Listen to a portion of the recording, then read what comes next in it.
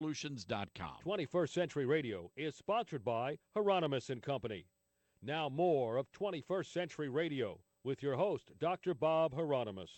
I am a human. Well, I am a child like her. And if you look into my eyes, deep down there's a light. I'm not a Christian. I'm not a Muslim. I'm not a Jew. It shouldn't matter to you. I'm not a capitalist, and I'm not a communist. I'm not a socialist. I'm not the politics. Tell me, are these the reasons you can't live right? I am a human. You're listening to our dear friend Ziggy Marley here, telling you that he's a human. That's one of the finest free songs in the world. He gave it to the world.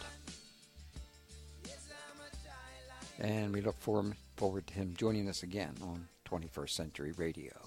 Well, welcome back to 21st Century Radio. Our guest is David Hatcher Childress, Bigfoot Nation, The History of Sasquatch in North America, Adventures Unlimited Press. This is a fantastic book, friends.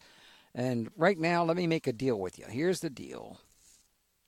If you buy a copy of this book, then you, and you can prove it, and there's ways of doing it because we've done this many times before, then all you have to do is prove it to me, and you can choose any book that I've written or any other book that we've had on 21st Century Radio. If we have it, you can have it.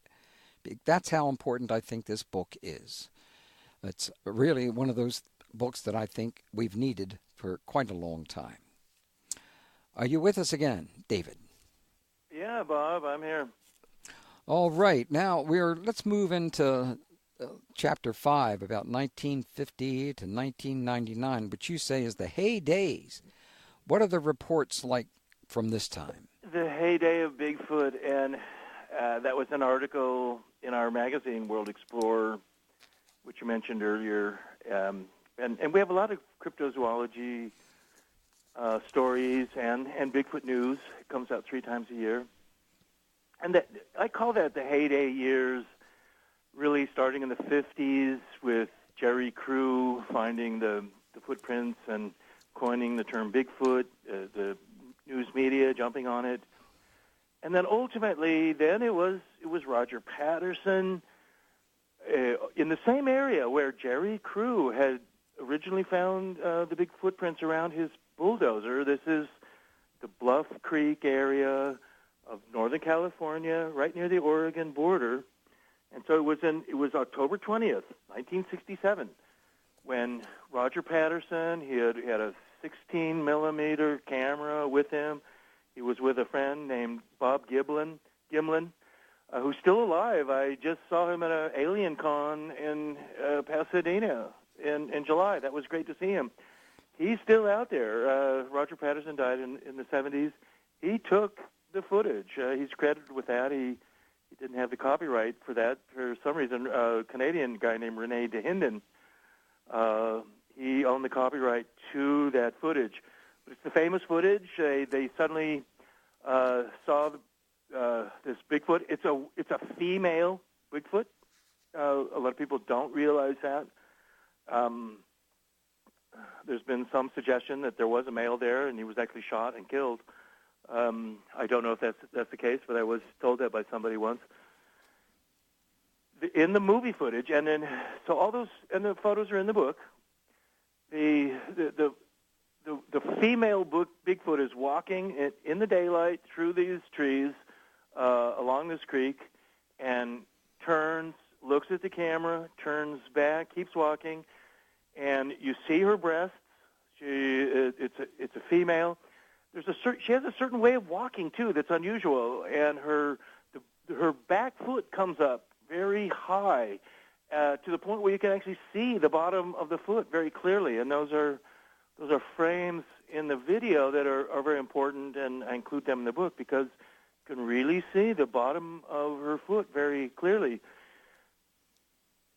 That footage is so famous from 1967, and it's been shown over and over again. You can go on YouTube and and watch it, it's either extremely good hoaxing of a Bigfoot, and it's somebody in a Bigfoot costume and in a gorilla costume. That's what it would have to be if it's not really Bigfoot.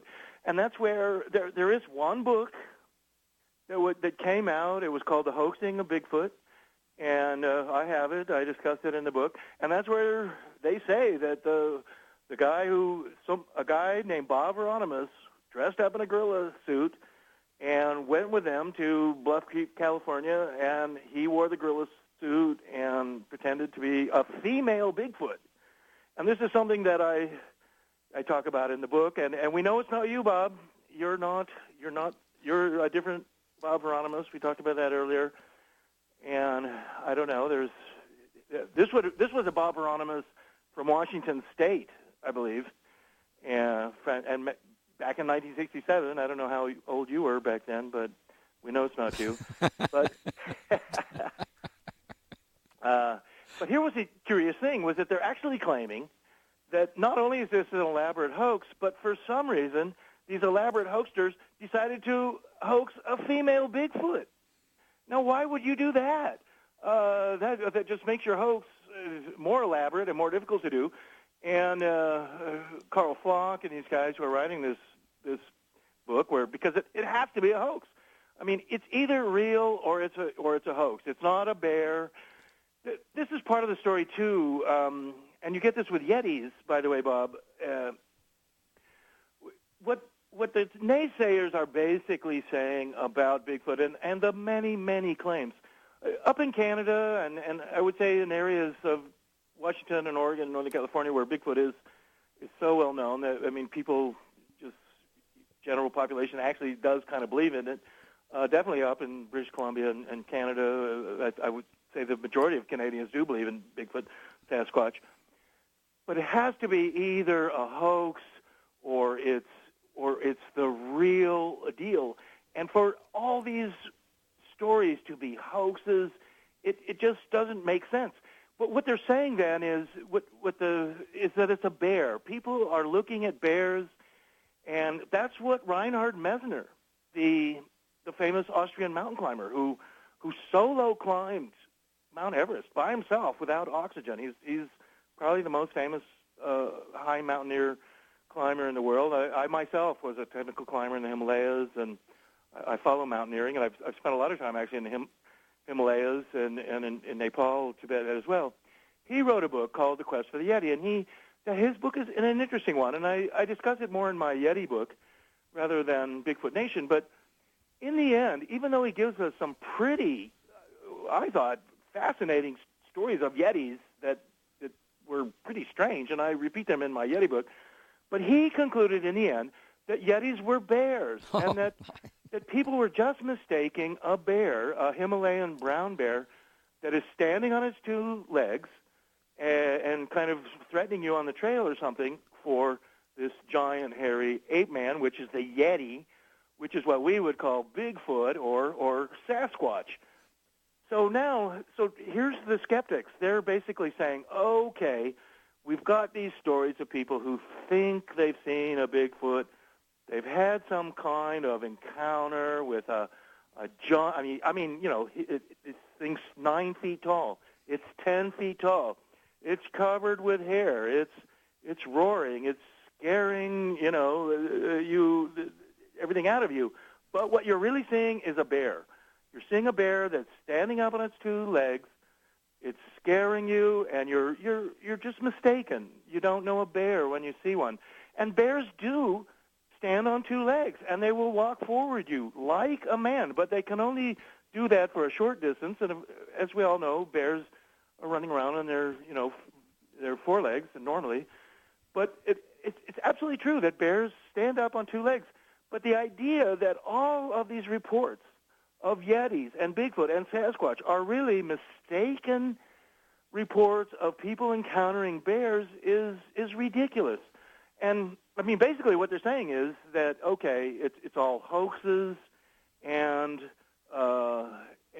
people's just oddball encounters with bears where they don't realize they're seeing a bear. Well, let me tell you, most of these people, rangers and other types who are hiking in the woods, myself included. And now, well, when we get into the photos and the footprints, that's actually different.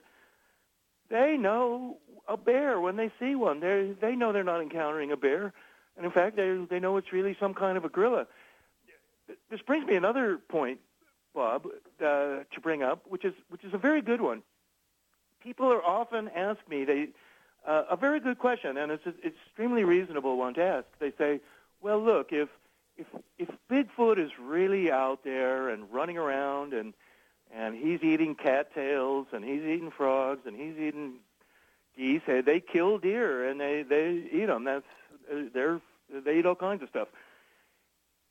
Why aren't we seeing dead ones? Why don't you discover we see a dead, or the ranger doesn't see some dead Bigfoot, by the side of the trail or something like that?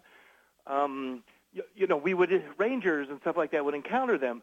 Well, that's not really true. It's a good point to make and a good question to ask, but it's wrong. If you're walking down the woods, and I've spent a lot of time hiking all over the West and whatnot, you will never see a dead bear on the side of the trail. You'll never see a dead mountain lion out there. You'll never encounter that, even though we know mountain lions and bears are out there. You're not going to see a dead one. They go to some remote area, little Box Canyon or wherever, and die, and then they're gone within a few days. Just the carrion birds and whatnot, they're gone. You're not going to see those things. So the idea that you would see a dead Bigfoot just lying there. Now, some hit by cars, as we started to talk to about the break, and there are a lot of stories of that, and I talk about them in my book, where people are driving down the road. That's a very common story. They're driving down the road, and Bigfoot suddenly runs in front of them, crosses the road, and in Washington State or Oregon, it can be in Michigan, all over the place. It can be right there in Maryland. So it's a very common story. And there are stories of Bigfoot being hit by cars and whatnot. So he's out there. These white-haired Bigfoot that are often seen by truck drivers and near towns, they become these rogue Bigfoot. This is what I theorize. They are less afraid of going to human towns and villages. They become dumpster diving.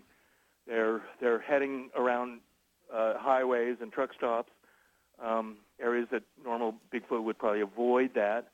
But they've been cast out of society, and they're roaming around. I have all kinds of reports of this in my book of people in remote areas all over the country, New Mexico and whatnot, where they're seeing literally Bigfoot hanging out under a streetlight near a dumpster in this, some remote town near an Indian reservation in New Mexico or something. So these are typical, Bob. Well, I really did appreciate one area of your book when you talked about I believe his name is Ivan Marks, the hoaxer. Right, Ivan Marks. Now, well, look, we won't have enough time to get to him yet because we're coming upon a break. So, okay. But I wanted to say I want to get into this when we come back, and that mainly because I had him on, and I wondered if you ever had him. Yeah, okay, is that right? So, yeah, and I was very unhappy about the whole situation. That was 20-some years ago. But I really appreciated your analysis of his work and how you went about it, which showed to me an extreme amount of care in trying to weed out what was going on in that particular situation. Because that's right, yeah, and he had that oddball movie, Legend of Bigfoot, and which is fascinating to watch. Yeah, just about fascinating. It's a gas, yeah. Well, time out here on the playing field, and as a matter of fact, we have time out to present to you a Pennsylvania recording of Bigfoot screaming. Oops, I think she forgot to do it. Oh, we already did it. Do it again. Here we go with Bigfoot screaming in Pennsylvania.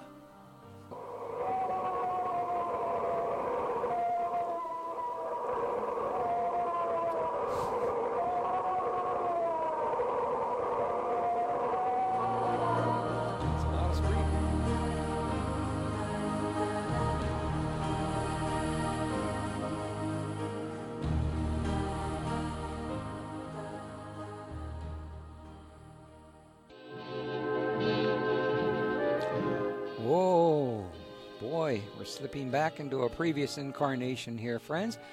Hey, how would you like to win a free copy of the book that we're talking about, Bigfoot Nation, The History of Sasquatch in North America by David Hatcher Childress, Adventures Unlimited Press? If you know the answer to this hour's trivia question, you will win that book. The question is, do you know who my first guest was the last time I hosted 21st Century Radio? You just tell us who the first guest or last time you just tell us the first guest that we had the last time I was on 21st Century Radio, and you will win, but you need to qualify, and here's how to do that. If you know the answer to this hour's quiz question on 21st Century Radio and you have not won from us in the last 60 days, call in now. 410-922-6680. That's 410-WCBM-680. First with the right answer wins. Prizes are available for you to pick up at the WCBM studios in Pikesville after Friday of this week. Winners have 60 days to pick up the prizes and must wait 60 days before winning another prize from 21st Century Radio. Good luck. We were looking at a set of tracks newly made in the fresh snow. And they'd passed so close to our shoulder that the thing must have known we were there. They weren't the tracks of a bear or an ape, but more like a splay-footed naked foot. The tracks of the abominable snowman. Oh, excuse me. Got carried away there. Right. Hey, we also have a California recording of Bigfoot growling. Nope, you can't play it now. I think you already played it. Oh, too bad. Our guest is David Hatcher Childress, Bigfoot Nation, History of Sasquatch in North America. And we were just touching a little bit on a hoaxer by the name of Ivan Marks, which we had on 21st Century Radio many years ago, 20-some years ago or something. And I just could not believe this man after that particular conversation. Would you like to say anything about Ivan Marks before we go into 1950 to 1999? Right. Well, I'd like to hear your just story about him briefly. But yeah, he was famous for doing some Bigfoot hoaxes and a movie in particular. He got involved with really genuine Bigfoot material, what they called the Bossberg Cripple, and some handprints too with Grover Krantz. Talked about that. He was involved with Grover, and he probably talked about that on your show. And that was in like 72, early 70s. But he then produced this fake video movie that was like shown at elk clubs, and it was one of those back in the 70s and 60s elks clubs and colleges and high schools would sometimes have these sort of Wild Kingdom type documentaries that were sort of homespun, oftentimes 16 millimeter films or something oftentimes they were hunting or something, some strange adventure, and Marx's movie came out 77, I think, and called Legend of Bigfoot, and it was like a 90-minute film where he goes all over finding Bigfoot, shooting pictures of Bigfoot taking showers or washing himself in streams and things. He goes up to Canada and does it, but most of the film is really like a big hoax, really, and kind of laughable when you watch it. And I mean, it's funny to see. And I'd be interested, what he said on your show when you talked to him. Well, I did not believe the photo of the Bigfoot taking a shower. For some reason, it just seemed to me that if anything could easily be hoaxed, that's what I thought could be hoaxed. And of course, as you said, within your analysis of him, he was out to make money. That was the key. That was his concern, wasn't it? Well, certainly later on. I mean, I think, and he knew Roger Patterson. I never knew Ivan Marks or talked to him, and you've talked to Grover, I think. Sure. I think that a lot of these guys, including Rene Dahinden, who ultimately owned the copyright to the Patterson footage, he's dead now, but he lived for many years by charging for the use of any of those photos or the film footage. So a lot of these guys, including Ivan Marks, realized, hey, there was some money to be made. I can't say any of them ever got rich, writing a Bigfoot or faking Bigfoot things. In Ivan Marks's case, yeah, he's a little bit of a stigma on Bigfoot research because most of these guys are sincere.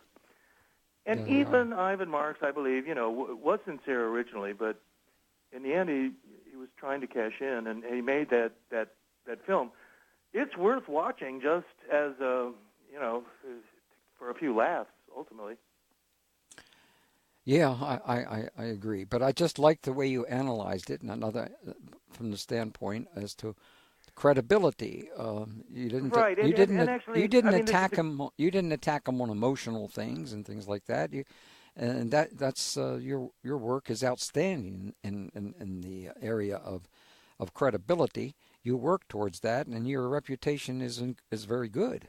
Well, thank you for that, Bob, and I appreciate that. In all these cases with Bigfoot, ancient aliens, Atlantis, crop circles, different paranormal things, there's something to all of it in my mind, but there are hoaxes. There are people out there who will lie and pretend that they've had experiences when it would seem that they really haven't. Sometimes people believe in strange things and that things have happened to them, and they honestly believe it, but evidence shows that didn't happen. I think that's what people like you and I are doing, and all your listeners, and this whole big audience out there who watch Ancient Aliens. We're all thinkers. We're scientific. We're knowledgeable. You can't really be into these subjects, in my mind, without really, being a pretty smart person and having a lot of interests in many things, and including science and whatnot. See, we're looking at this, and we want the evidence. We want to see what's real. I'm not just going to believe in anything because it's strange or weird. But many strange and weird things, as you know, are true. Mm-hmm. We live in a incredible universe and a fantastic world full of all kinds of amazing things happening to everybody all the time. Well, another... Many of the claims, are to be doubted, shall we say. Well, I'm used to being doubted in everything. Especially here on the East Coast. On the West Coast, I'm not being doubted. I think, when it comes to Bigfoot, and I'm more of a West Coast person and a Pacific Northwest. I went to high school in Missoula, Montana, we all saw Seattle as sort of our, the big city and whatnot, and Seattle's a great place. My brother actually lives in Seattle now, works for Boeing. But in the Pacific Northwest, and definitely very much in Western Canada, the subject of Bigfoot, Sasquatch, and whatnot is a more normal subject than it would be on the East Coast, and even in the Midwest, where people are just like, well, Bigfoot, can he really be out there running around in these, creeks and gullies and things like that? It's interesting to think of the Midwest that way. Our main office for Adventures Unlimited and the World Explorers Club is actually in a small town south of Chicago called Kempton, and we're out there in the cornfields. We're actually away from the major rivers in Illinois. But let me tell you, I'm not from the Midwest at all. I'm really from Colorado and Montana, and now I live in Arizona. But I also live in Illinois, and I was surprised that, Illinois and Iowa and Indiana and Mississippi, all these places, Missouri, they have their Bigfoot stories too. There's a lot of them. Yeah. Around a town called Seneca, Illinois, is also one of these areas where Bigfoot gets a special name. There he's called the Seneca DuPont Monster, after the DuPont Dynamite chemical company. Mm-hmm. And it's because near Seneca, Illinois, is this DuPont Dynamite area that's been there for years. It's along the Illinois River. It's a huge wooded area that's and all the area around it is also remote farmlands. There's one little town that has a marina called Seneca, Illinois, but the rest is quite wilderness area there, heavy bushes and things. Once you get away from the river, you do start to get farms with cornfields and soybean fields and stuff. But that area is a hotbed of Bigfoot activity. It was in the news in 2005 where there's a lover's lane in that area, and people, they all know about Bigfoot there. I mean, to the point where he has his own special name. And this lover's lane, it's got in the Chicago newspapers. It became such a big deal. This couple are there making out in the back seat and whatnot, and suddenly Bigfoot's there looking in the window going, hey, what's going on? And it's 1 o'clock in the morning. I've been to this spot, and it's an area where people see Bigfoot a lot, and it's right near this DuPont dynamite factory. And as part of the thing, they have to keep dynamite in these remote bunkers. And so it's a private woods where, rather than, say, a national forest or something like that. But Bigfoot is there looking in the window going, hey, what's happening? And he was apparently brought there just by the smell of sex, in a sense. And he's there wanting to know what's happening. And the woman, totally freaked out. Immediately they jumped up. I mean, this is totally out of some 1950s, a horror movie or something, where Bigfoot, the boogeyman, is interrupting, some teenage couple or making out. And they go to the police, and I mean, she insists on making a report about Bigfoot, and it gets in the Chicago Tribune, which is, they're not normally going to be running some stories about Bigfoot. So I went there to investigate it a couple of years later, and they were all like, oh, yeah, we know about Bigfoot here. And I found I was surprised at just how common Bigfoot stories were, particularly in that area. And how the people in that town, they basically all accepted the idea that Bigfoot was out there. They joke, Bob, that coyotes are in every state in the continental U.S. They're right there, in the suburbs of Washington, D.C. They're there in Rhode Island and Maryland and Connecticut. You name it, there's some coyote. And it's like a Bigfoot's there, too. He's curious. He stays on the fringes of civilization. It behooves him to sort of go dumpster diving and check things out. They're curious, too, about us. I mean, we fascinate them. But, yeah, they remain secret from us. They know not to expose themselves, although they're still seen. More and more we're getting photographs of Bigfoot, and it's because people are carrying cameras with them all the time. Yeah. Also, people are buying these nature cams now, and they've been on the market only for about 10 years or something, and people put them out in their backyards in Kentucky and other places, thinking they're going to get some cute pictures of raccoons and whatnot coming onto their backwoods property. And, you buy them from National Geographic or these things, and they just take these automatic cameras, photos at night and stuff, and people are actually getting pictures of Bigfoot and stuff. And in one case, like in Kentucky, they called the local rangers and stuff and said, hey, I got a picture, my trail cam took a picture of a gorilla in my backyard. Is there do we have gorillas out here? And the forest rangers are saying, oh, no, we don't know what you're talking about. So here you go. And I put those photos in the book. One of the other things I enjoyed, and we're coming upon another break here in a couple of minutes, but Bigfoot, does he have any pets or animal friends? Could you talk a little bit about that for a minute or two? Yes, right. I'm glad you brought that up, and that's a fascinating part about Bigfoot as I doing this book was finding that there were these interesting cases of Bigfoot having sometimes a dog or what was perhaps a wolf with him. Like that Bigfoot had some pets in some cases. I particularly, as I was pouring through all the different accounts, whenever I would see that, I was like, okay, I was looking for unusual things like that. Bigfoot also associated with UFOs and things. I talk a little bit about that in the book, but there's not so much. There's the famous account in Minerva, Ohio, which was in 1978, and they made like a local movie just recently because it's one of the more unusual Bigfoot encounters. It went on over a series of nights in Minerva, Ohio, and they were looking at, it was a very tall Bigfoot, over 10 feet.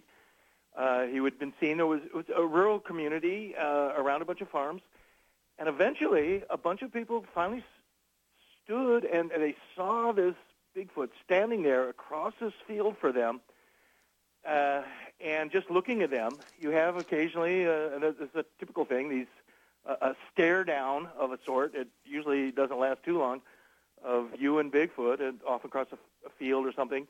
And Bigfoot in this case had two black cats, black panthers on either side of him. So that was an unusual encounter. I'll say. Where, here's Bigfoot with, say, some cougars, black cougars in this case. That's pretty strange, and that's perhaps something that you would call a cult in a way. We don't really have black panthers in the upper North America. We have cougars. We do have big cats. They're not normally black. Black panthers do exist in Central America, I believe, and South America and whatnot. So that's pretty interesting. There are other reports of Bigfoot having dogs or what is perhaps a wolf, and you would think that they had taken them as you would as a little puppy and raised them as a pet. So that's an unusual thing. Sometimes also Bigfoot's carrying something, a big stick or a club is often. He's sometimes been seen wearing like kind of an oddball vest, or like he's put somebody's old jacket on, something like that. Those are often oddball reports rather than just the naked, hairy Bigfoot that we think of, who's 8 or 9 feet tall or something. We're upon our last break of the hour, and when we return, you have several Bigfoot accounts that include UFOs. Let's touch on a couple of those when we return with David Hatcher Childress, Bigfoot Nation, The History of Sasquatch in North America, Adventures Unlimited Press. David will be appearing at the Baltimore Alien Con November 9th through 11th, 2018 at Baltimore Convention Center.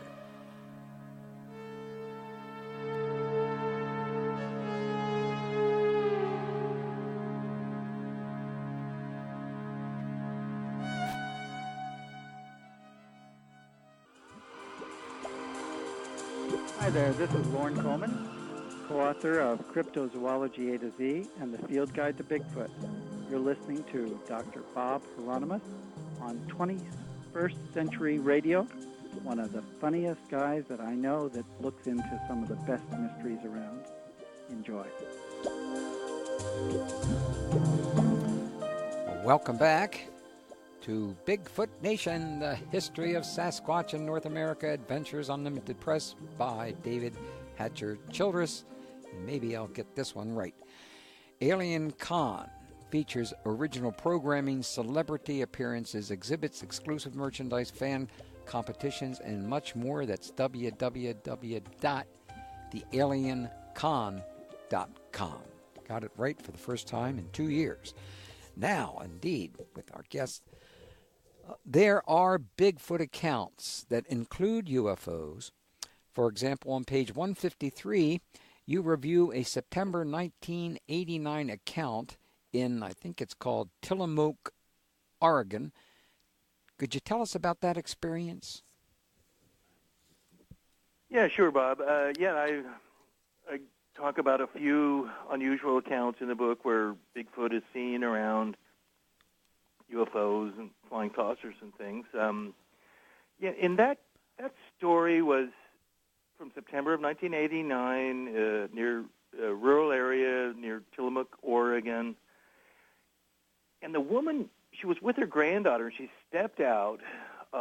heard a noise, she stepped out of her house, and then she saw this UFO that was hovering like a flying top just above the ground, and it had a flat bottom and bright yellow-white light shining on both ends of the craft. And then she walked towards it, and she got within about 30 feet of the craft, and then a door opened, she said, on the craft, revealing a blonde human-type person with fair skin and average height and blue eyes, looking kind of like a Nordic, normal human, blonde. And they were wearing silver overalls. And then she noticed that from a window next to the door, there was this big, hairy, Bigfoot-type creature that was sitting there in a chair and was only visible from the chest up. And she looked at this, and she was just, totally astounded. There was this flying saucer with what seemed to be a Bigfoot sitting in it in a chair. Now, whether this Bigfoot was, like, piloting the craft, I kind of doubt that myself. But there's other stories in there, too. And, in fact, another one is that it's from the summer of that same year, 1989. And this was in Sedona, Arizona, famous for all of its interdimensional, new agey stuff. And this person then was taking a hike, and they looked up and they saw what they thought was this, seemed like an interdimensional type doorway. Up and you have these red rock cliffs that are around there, and that there was a person standing there, and that guarding them, it seemed like, was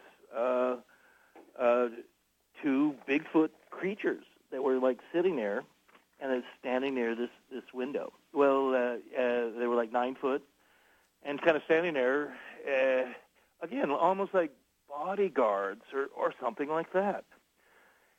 Yeah, we have with Star Wars this popular concept of Chewbacca and him being this spaceship piloting, ray gun toting Bigfoot Wookiee. I mean, he's kind of clearly very much a Bigfoot character. He doesn't really talk. He growls and kind of makes these noises, although he's pretty smart.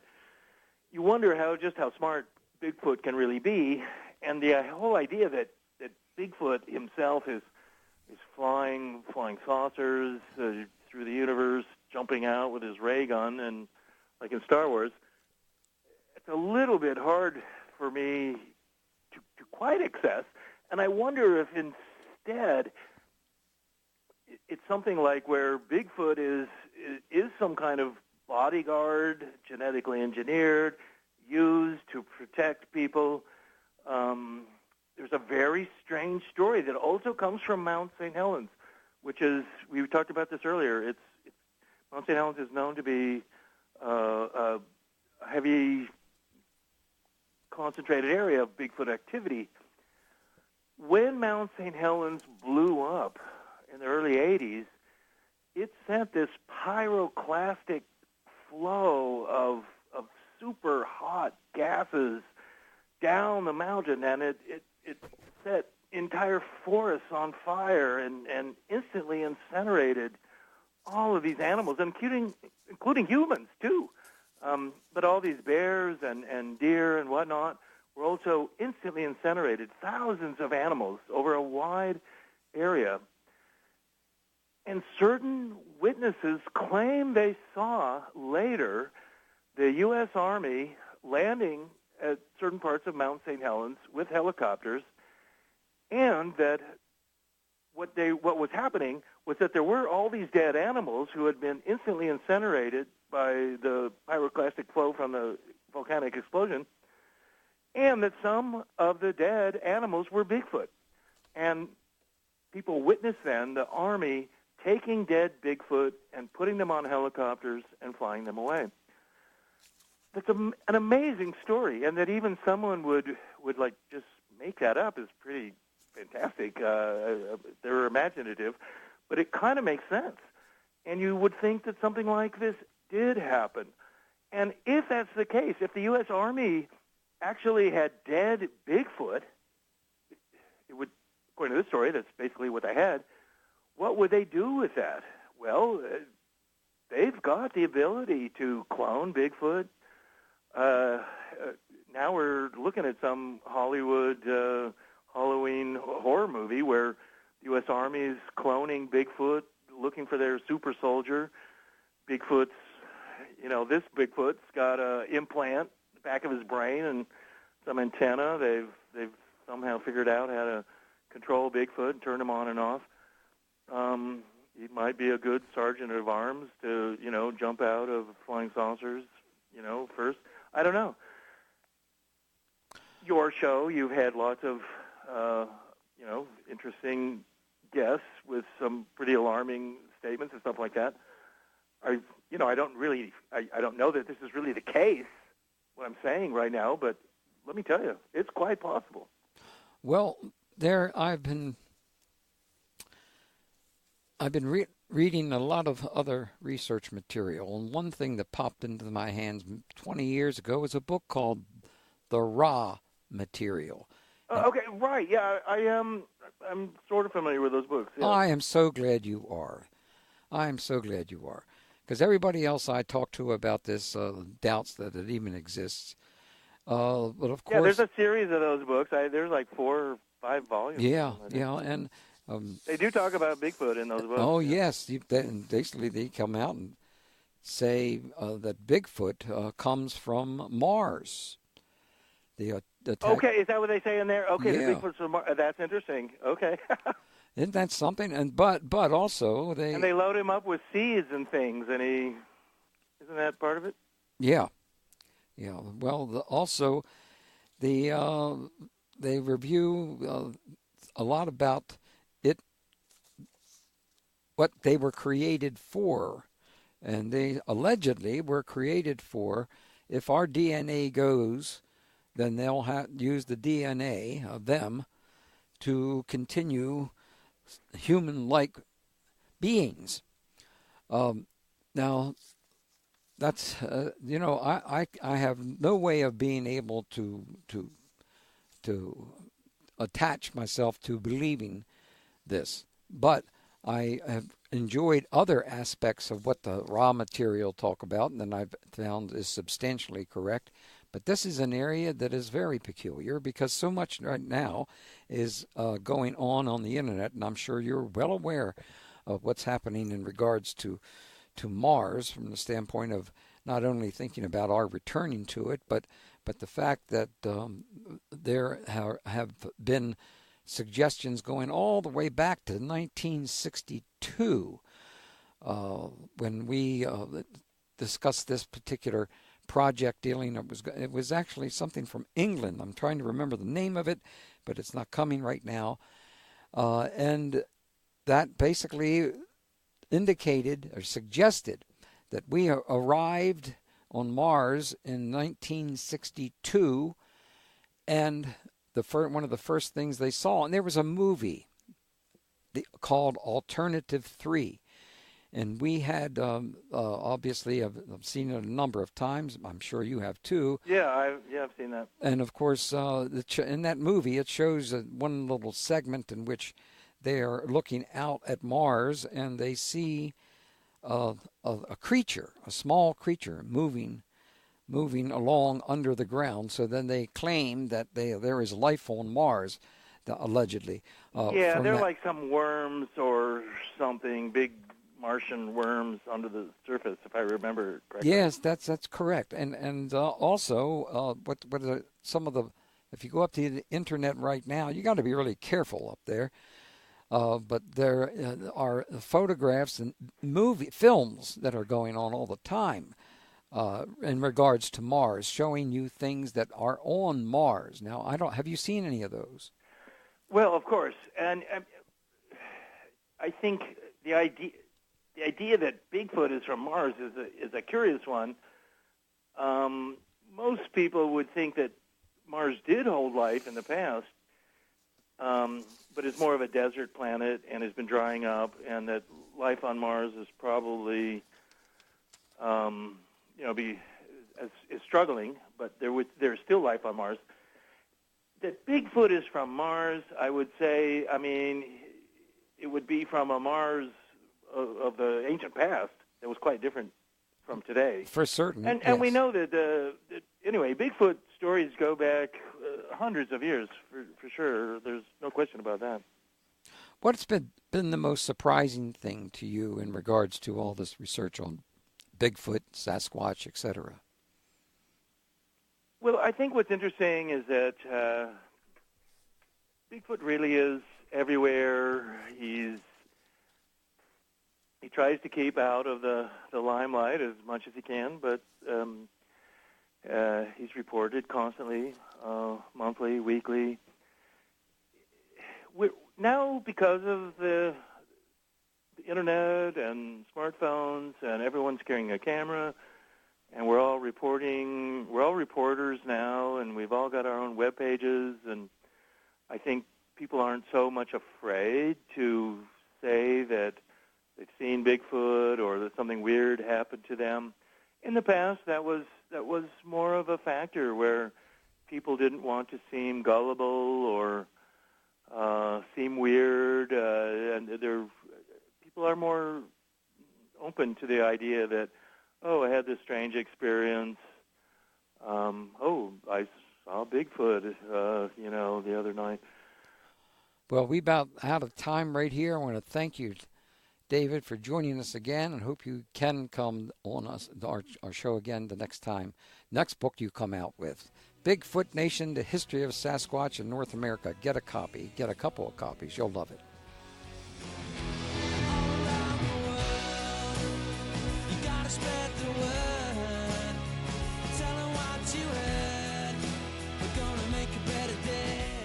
Stay connected with stimulating talk and breaking news on Talk Radio 680 WCBM, Baltimore, and WCBM.com.